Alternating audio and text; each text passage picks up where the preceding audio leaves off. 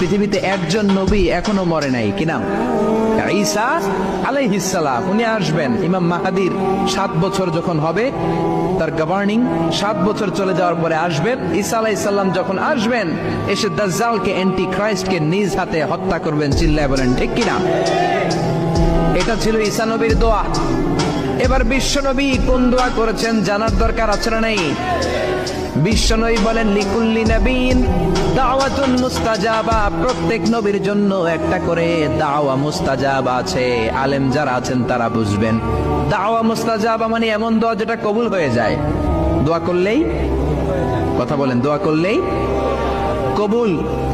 এরকম দোয়া রব্বুল আলামিন সব নবীকে একটা একটা করে দিয়েছেন। ওই দোয়াটা করলেই সেকেন্ডের মধ্যেই কবুল করে দেয় কে? সব নবী ওই দোয়া দুনিয়াতেই করে ফেলেছে। বিশ্বনবী বললেন, লিকুল্লি নবীন দাওয়া মুস্তাজাবা।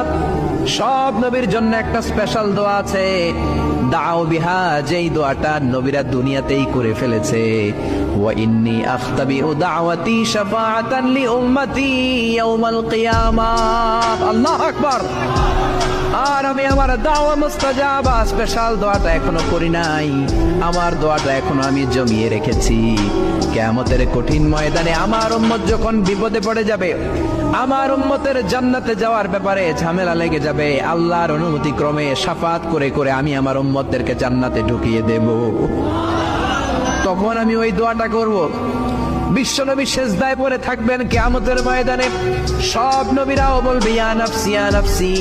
কেউ যখন আল্লাহর কাছে যেতে পারবে না, সবাই মিলে বিশ্বনবীর কাছে যাওয়ার পরে বিশ্বনবী তখনও মাথা তুলবেন না।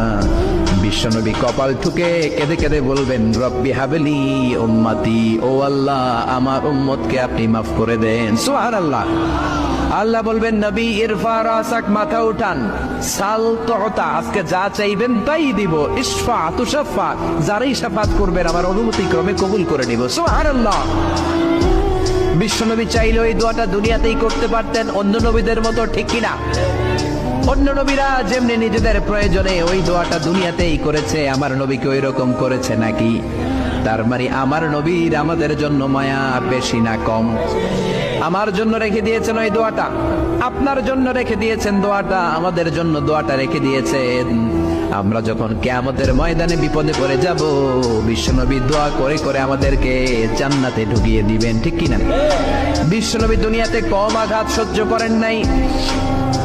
যে লোকটার বাইরের চামড়া থেকে রক্ত দেখা যেত, রগের ভেতর দিয়ে যে রক্তগুলো দৌড়াদৌড়ি করে সেটাও দেখা যেত। সুবহানাল্লাহ।